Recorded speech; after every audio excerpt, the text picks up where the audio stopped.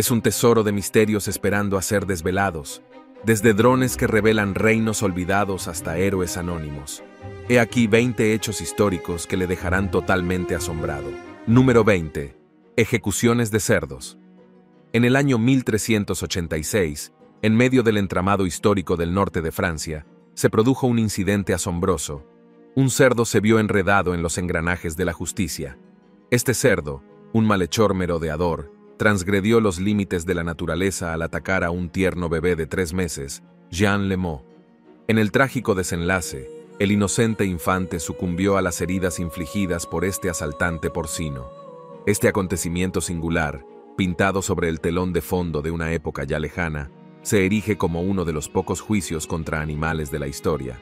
El cerdo, apresado y confinado en una celda de detención preventiva junto a transgresores humanos, se enfrentó a un juicio oficial que elevó el absurdo a nuevas cotas.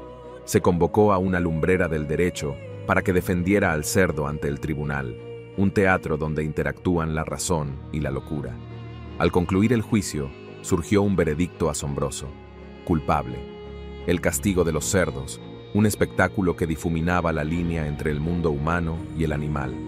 Vestido de hombre, el cerdo recorrió el camino de la infamia hasta la plaza del pueblo. Ojo por ojo, dicen. El cerdo fue sometido a mutilaciones, un visceral preludio de su ahorcamiento público. Llegó el nefasto día, y un público compuesto tanto por humanos como por sus congéneres fue testigo. La ejecución se llevó a cabo, un acto que resonó en los anales de la historia. Pero no fue el único caso de justicia macabra. Las historias hablan de cerdos salvajes condenados de forma similar, con su culpa sellada en sangre. Y así, las páginas de la historia hablan de la locura de una cerda, de un cerdo condenado, y de la sociedad, tan desconcertante como cruel. Número 19. Los tenedores se consideraban un sacrilegio. Hace mucho tiempo, los tenedores que adornan su mesa estaban envueltos en la polémica. Imagínese que estos mismos utensilios que ahora ayudan a comer con elegancia se consideraban antaño una afrenta a lo divino, un sacrilegio. Coger un tenedor era bailar al borde de la abominación. Originarios de Italia, en el siglo XI, estos artilugios se consideraban manos antinaturales, un insulto a los dedos que Dios nos concedió. La Edad Media fue testigo de la evolución gradual de los tenedores, que pasaron de ser rarezas a utensilios de cocina comunes, aunque el estigma persistió. La chispa de este encendido debate saltó cuando una princesa bizantina se atrevió a llevar un tenedor de oro a la casa veneciana de su nuevo marido. Un mundo en el que los dedos y los cuchillos eran la norma se quedó estupefacto ante esta audaz exhibición. El clero local, horrorizado, lo consideró una sustitución de los designios de la naturaleza en las lejanas tierras de Inglaterra. Los tenedores no fueron bienvenidos hasta el siglo XVIII. Al principio, los tenedores de 2 puntas eran el compromiso, y pasó otro siglo antes de que se añadieran la tercera y la cuarta. Poco a poco comenzó el cambio. El uso de tenedores dejó de ser solo una cuestión práctica para convertirse en una declaración social.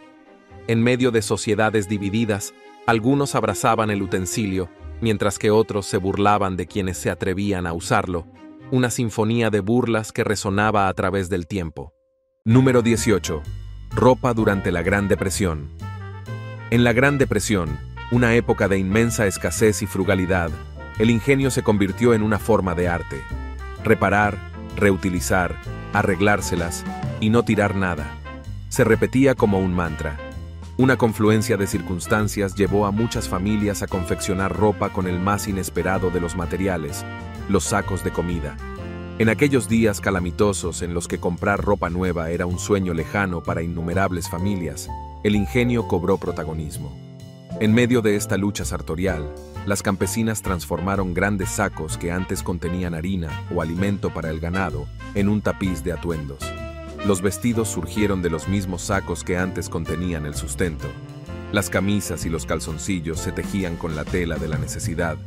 Los calcetines también encontraron la salvación remendando y remendando. La madre de Norma Ehlers, testimonio de la dedicación maternal, guió hábilmente a su hija en el arte de convertir los sacos de pienso en vestidos. A medida que la moda se extendía como la pólvora, las empresas que producían estos sacos se dieron cuenta del fenómeno. La innovación floreció, y pronto estos sacos, antes humildes, lucieron nuevos estampados y diseños. Sorprendentemente, este estilo, nacido de la penuria, persistió más allá del alcance de la depresión, proyectando su influencia a través del tapiz del tiempo.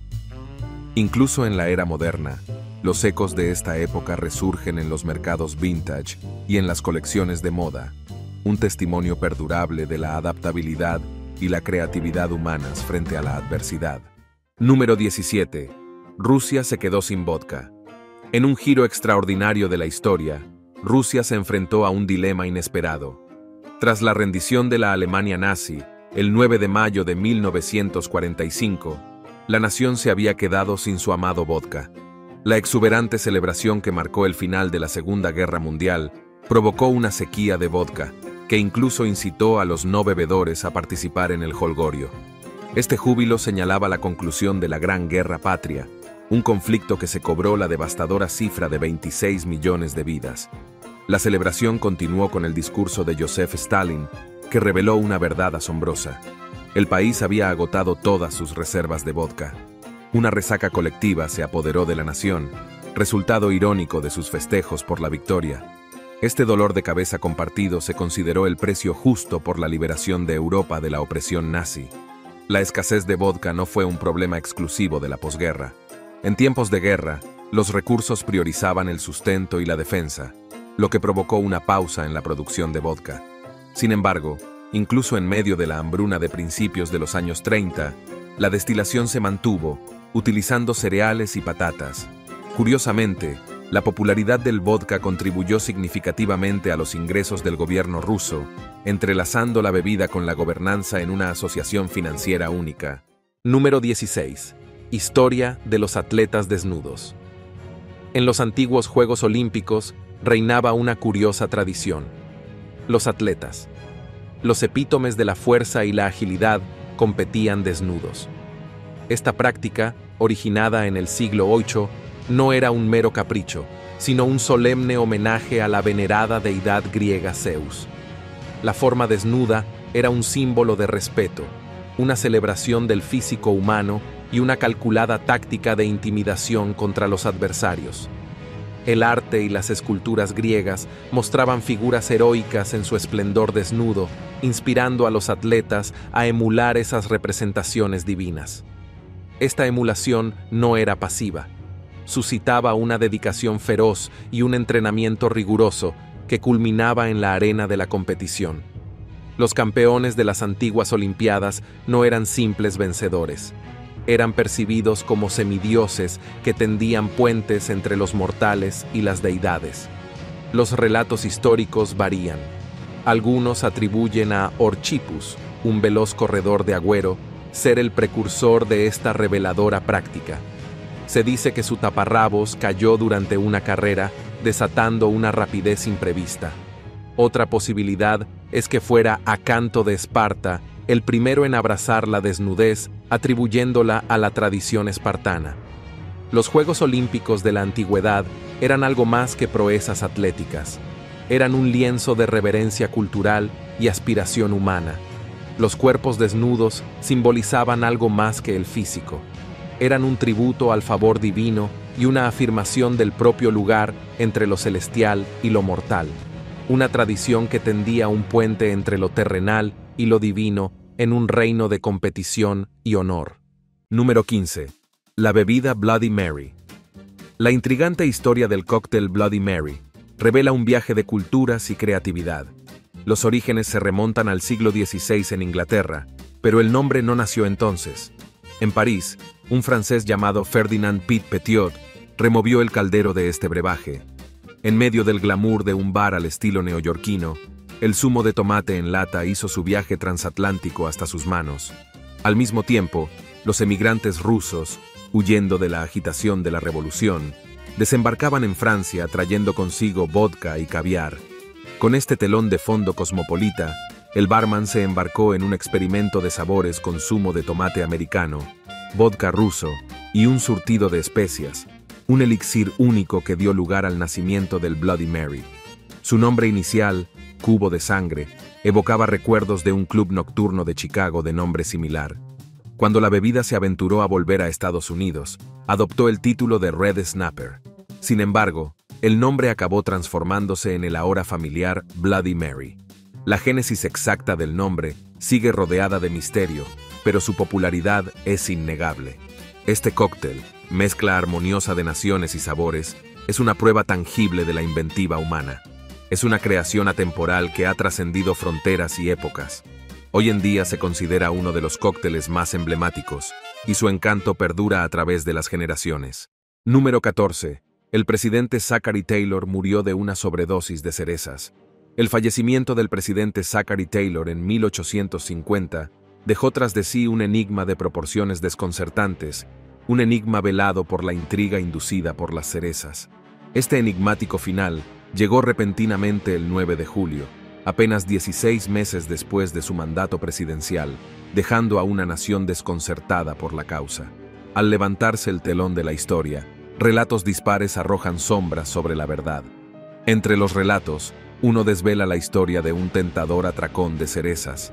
Al parecer, durante una fiesta del 4 de julio, Taylor se dio un atracón de cerezas y leche helada.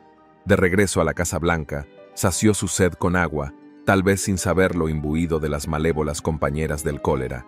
Una versión alternativa apunta a una alianza gastronómica de cerezas ácidas y leche fresca, que culminó en gastroenteritis, un agarre despiadado. Mientras tanto, el espectro de la intoxicación alimentaria, o la fiebre tifoidea, persistía en los anales de la historia de la medicina. Los médicos de Taylor atribuyeron su fallecimiento al cólera morbus, término que describe la gastroenteritis, una inflamación que provocaba calambres, diarrea, náuseas y una deshidratación que inducía a la sed. Con la marcha de Taylors, el vicepresidente Millard Fillmore asumió la presidencia el 10 de julio. Sin embargo, la cuestión de los últimos momentos de Taylors seguía sin resolverse, prueba tanto de la incertidumbre de las verdades históricas como de la naturaleza burlona de las coincidencias culinarias. Número 13. Un grupo de feroces gladiadoras. Las brutales arenas de la antigua Roma guardaban un secreto, un grupo de feroces gladiadoras que desafiaban las convenciones. Aunque las pruebas siguen siendo escasas en las leyes y registros artísticos, los susurros sobre su participación se entretejen en el tejido histórico, en los grandes anfiteatros del Imperio Romano. Estas mujeres se enfrentaban empuñando armas no solo para divertirse, sino también para romper las normas sociales. Sus batallas, aunque intensas, no alcanzaban la ferocidad de las masculinas. Mujeres de todas las clases sociales, incluida la élite, se adentraban en este mundo del combate, aunque solo las adineradas podían permitirse el entrenamiento y el tiempo necesarios para perfeccionar sus habilidades. El espectáculo era especialmente vívido en Pompeya, donde las gladiadoras, conocidas como gladiatrices, daban rienda suelta a su destreza contra bestias, mujeres e incluso enanos.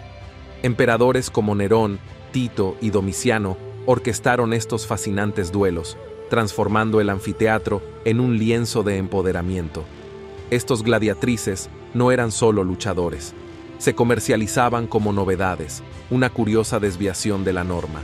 Pero la mano del Senado intervino, aprobando leyes en los años 11 y 19 después de Cristo que confinaban a las mujeres de clase media y alta a roles sociales, excluyéndolas de la arena y el espectáculo del anfiteatro. En el mosaico de la historia, estas gladiadoras emergen como figuras cautivadoras que sortearon las limitaciones de su época. Sus batallas no eran solo contra oponentes, eran una lucha contra las normas que pretendían confinarlas. Número 12. Alejandro Magno fue enterrado vivo accidentalmente en los anales de la historia. La leyenda de Alejandro Magno resuena con el eco de sus imponentes conquistas, un dominio forjado a los 25 años, un imperio que se extendía por Asia Menor, Siria y Egipto, cada territorio sometido sin un solo tropiezo. Sin embargo, el enigma de su final proyecta una sombra perdurable.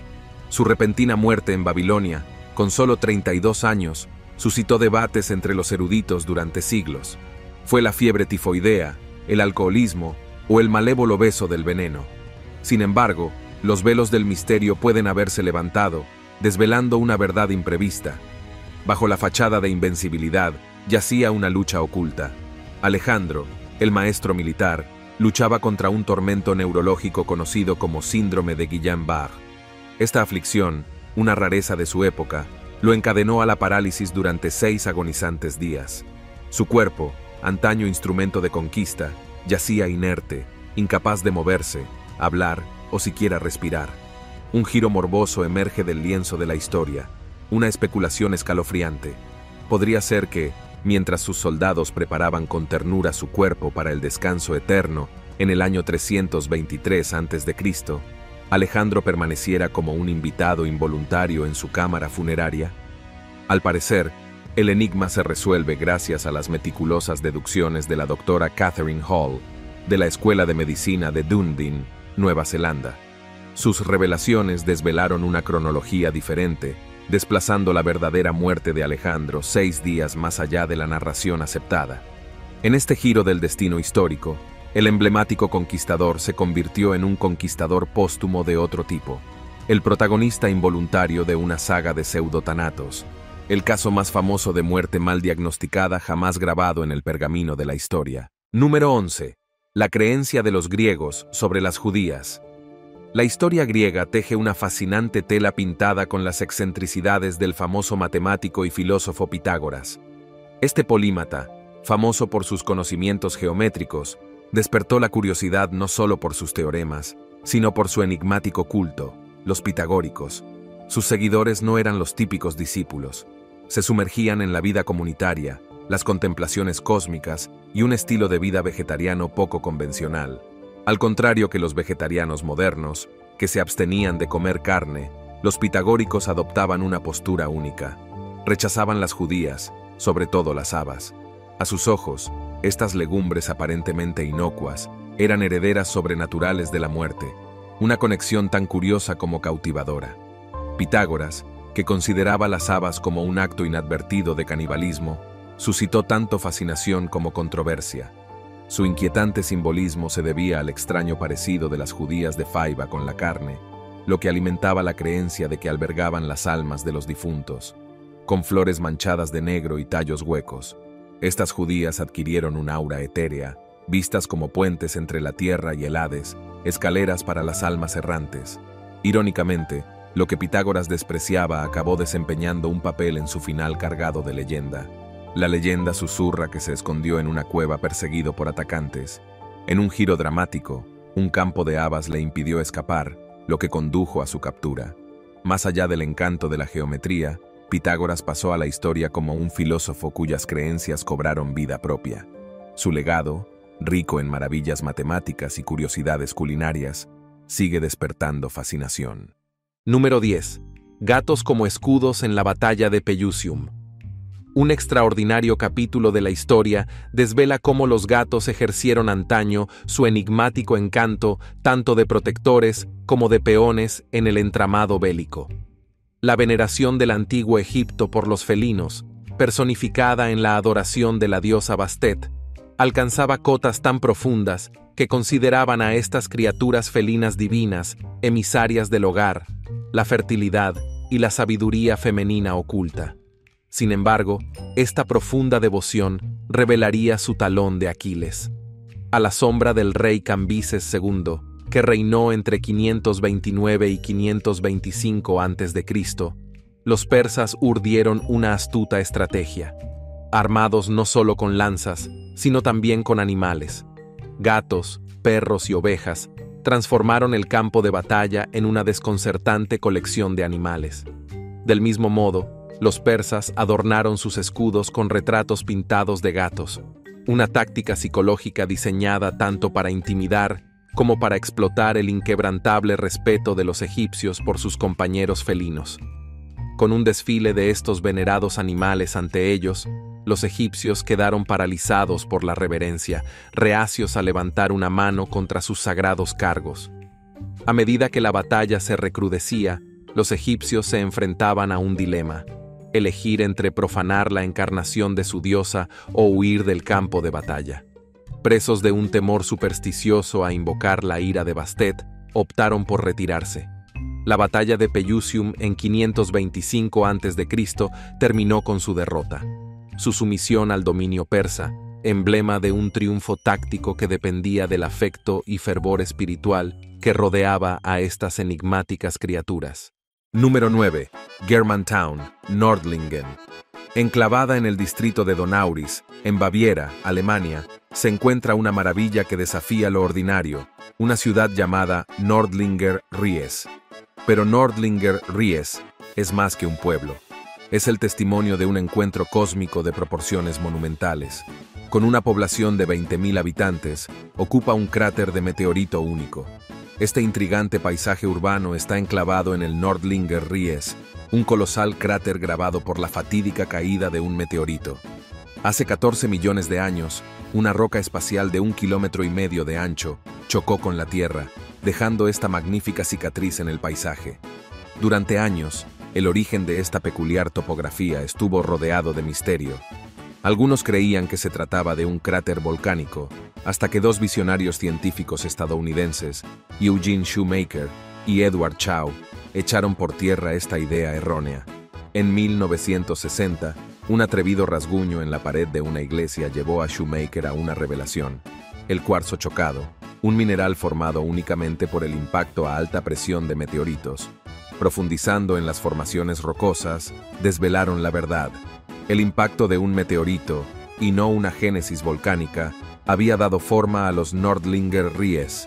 Esta revelación reescribió la narrativa del nacimiento de la ciudad, cimentando su conexión con un cataclismo cósmico que resonó a través de las épocas. Número 8. Una vez se le ofreció la presidencia a Albert Einstein. Albert Einstein, el célebre físico cuyo nombre evoca la relatividad y la EMI, no se limitó únicamente a los reinos cósmicos de la ciencia. La historia da un giro intrigante cuando el escenario político le llama, cuando Israel le ofrece su presidencia, un papel más emblemático que de autoridad. En 1952, Israel, que había perdido a su primer presidente, Chaim Weizmann, le extendió una invitación inesperada. El primer ministro David Ben-Gurion, al frente del gobierno, propuso a Einstein el prestigioso manto. No era solo una propuesta política, era un homenaje al firme apoyo de Einstein al Estado de Israel durante toda su vida. Cabría imaginar que Einstein, un hombre de convicciones y principios, aprovecharía esta oportunidad con ambas manos, pero su respuesta fue tan inesperada como respetuosa. Declinó la oferta con elegancia, atribuyendo su negativa a su avanzada edad y a su falta de aptitudes para el cargo. Se evitó un roce con los emisarios de la embajada israelí, y Einstein continuó sus actividades científicas sin interrupción. Sin embargo, la presidencia de Israel no llegó a sus manos. En su lugar, encontró a su custodio y líder sionista, Itzhak Ben-Zvi, que asumió el manto. Einstein lo había esquivado con elegancia. Número 7. Un falso París. En una astuta táctica durante la Primera Guerra Mundial, Francia orquestó una treta surrealista para burlar a los bombarderos alemanes. La fabricación de un París falso, nacido del miedo en tiempos de guerra y de las cenizas de los bombardeos reales. Este audaz plan se materializó en 1917, una respuesta estratégica al inquietante espectro de la devastación aérea de la noche a la mañana. Este espejismo de París no se conjuró dentro de la ciudad, sino que se materializó a kilómetros de distancia, un París fantasma construido sobre un lienzo de engaño. Esta ciudad simulada, con réplicas de lugares emblemáticos, era un espectáculo orquestado para confundir a los bombarderos enemigos y proteger a la ciudad real de la destrucción. La treta nocturna jugaba con la luz y la oscuridad. Como cuenta Bloomberg, la verdadera París atenuaba sus luces durante los auténticos ataques, mientras que la simulada empleaba una suave luminosidad para simular una bulliciosa actividad, un gesto de resistencia contra la noche envolvente. Curiosamente, esta gran estratagema nunca llegó a materializarse del todo. Diseñada por el ingeniero italiano Fernand Giacopozzi, la réplica prevista abarcaría 3 zonas. Sin embargo, solo uno de estos enigmáticos distritos vio la luz del día, o mejor dicho, la ingeniosa imitación de ella. Cuando los ecos de la guerra amainaron en 1918, el telón de esta creación surrealista cayó tan rápido como había surgido. La fachada de una ciudad falsa se desmanteló y sus secretos quedaron ocultos en archivos clasificados. Número 6. La India es el país más invadido. La historia es tan intrincada como la India desvela intrigantes paradojas, una de las cuales es su singular narrativa de no agresión. En 2022, el ministro de Defensa indio, Rajnath Singh, declaró audazmente que la India se había abstenido de invadir o conquistar otras tierras durante la asombrosa cifra de 10.000 años.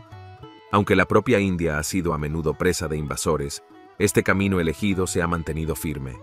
La pregunta de por qué la India se abstuvo de persecuciones territoriales navega a través de tiempos entrelazados. El mosaico de la India como nación unida es relativamente joven. Su coalescencia se produjo en 1947. Antes de eso, facciones autónomas se enfrentaron y disputaron sus guerras, tejiendo una narrativa fragmentada.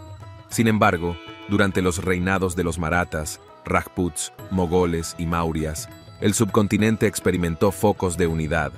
Los poderosos imperios griego, mongol y persa se embarcaron en conquistas, pero vacilaron en el umbral de la India. Las razones de la postura no invasora de India son múltiples. La tierra rebosaba de abundantes recursos, lo que aliviaba las presiones que suelen impulsar las invasiones nacidas de la necesidad o la codicia. Además, la India sirvió como centro mundial de comercio a través de las épocas, cosechando los frutos del comercio. Sin expansión territorial, destaca la narrativa de la India, una tierra marcada por emisarios que difundieron el budismo y el hinduismo en lugar de las espadas y la conquista. Número 5. Johnny Appleseed. En el rico tejido del folclore americano, la frontera entre realidad y ficción a menudo oculta la verdad. En medio de este enigmático paisaje se encuentra Johnny Appleseed, una figura cuya historia está a caballo entre la realidad y la leyenda. Sin embargo, bajo el mito emerge una persona real. Johnny Appleseed no fue una mera creación de fantasía. Era John Chapman, un individuo vivo cuyos pasos resonaron por todo Estados Unidos. Nacido en Leominster, Massachusetts, su viaje comenzó a finales del siglo XVII. Fue en el Valle Allegheny de Pensilvania donde plantó sus primeros viveros de manzanos, echando las raíces de su singular legado. Nómada por naturaleza, Chapman se embarcó en una misión implacable. Recorrió kilómetros a pie, durmiendo a cielo abierto mientras sembraba las semillas de su visión. Los manzanos florecieron a su paso, echando raíces tanto en tierra fértil como en las minas.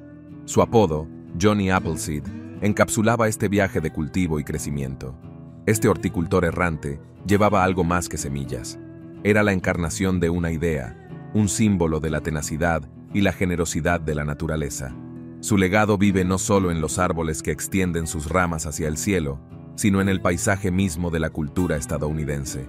Y así, aunque la leyenda haya abordado aspectos de su vida, la esencia de Johnny Appleseed es real y perdurable. Su nombre, grabado para siempre en la historia, refleja no solo sus acciones, sino la fusión de mito y realidad que caracteriza el cautivador paisaje del folclore americano. Número 4. La primera cara del dólar. La icónica imagen de George Washington adornando el billete de $1 puede parecer tan antigua como el tiempo. Sin embargo, la historia teje un fascinante relato sobre sus orígenes. Más allá de la cara familiar de Washington, se esconde una figura menos conocida que en su día fue el centro de atención. Durante la Guerra de Secesión, el gobierno de los Estados Unidos se enfrentó a la necesidad imperiosa de moneda para alimentar sus esfuerzos bélicos. En 1862 apareció el primer dólar de papel oficial, con la imagen de Salmon Chase, entonces secretario del Tesoro y artífice de los primeros billetes de la nación. Esta primera iteración supuso un cambio significativo con respecto a lo que conocemos hoy en día. Los billetes verdes, un término coloquial para referirse a la moneda sin respaldo que se produjo inicialmente durante este periodo. Pero soplaban vientos de cambio. La Oficina de Grabado e Impresión de Estados Unidos asumió la producción de moneda y en 1869 se produjo una transformación. George Washington, el padre de la nación, fue inmortalizado en el billete de $1, consolidando su legado como símbolo perdurable de la moneda estadounidense. Desde su renacimiento en 1963, el diseño del billete de $1 se ha mantenido constante, un lienzo atemporal que capta el paso de la historia.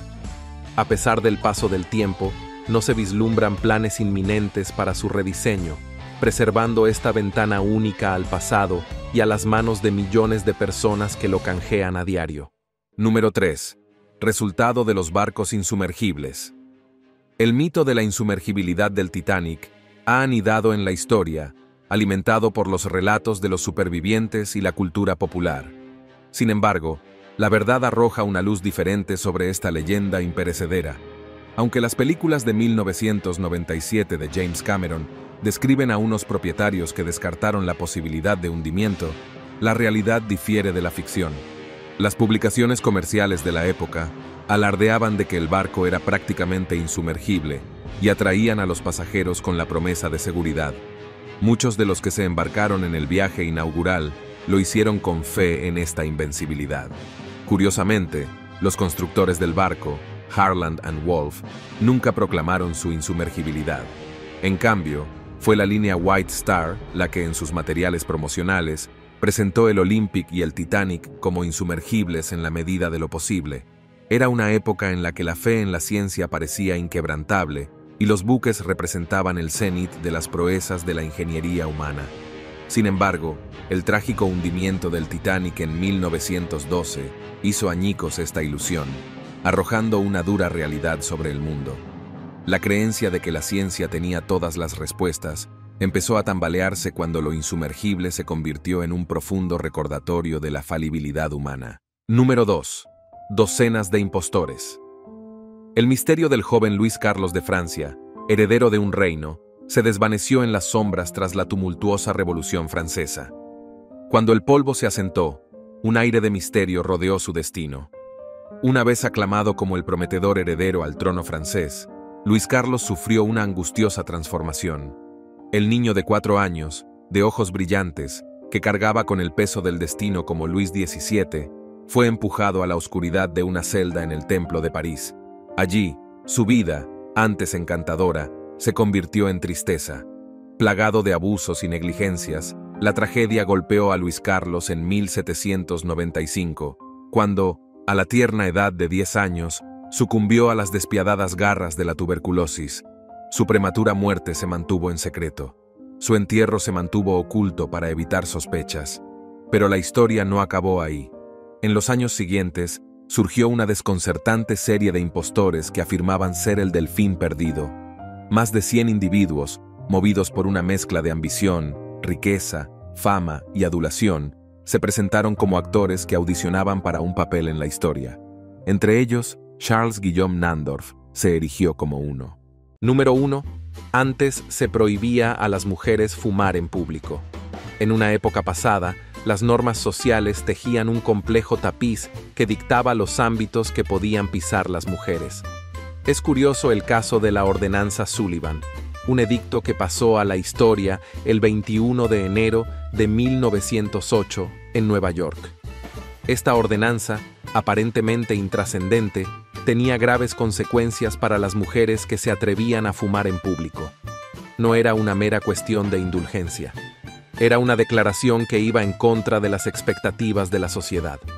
El posterior veto del alcalde George McClellan reconoció la incongruencia de señalar a las mujeres para esta prohibición, dejando la ordenanza impotente. Katie Mulcahy, una mujer de convicciones, se convirtió en pionera. Al desafiar la ordenanza en medio de una sociedad velada por el escepticismo, pagó el precio, cargando con el manto del desafío que le valió una citación y una multa de $5. Sus acciones tuvieron eco a lo largo del tiempo, desafiando las normas que pretendían confinar las opciones de las mujeres en un espacio restringido.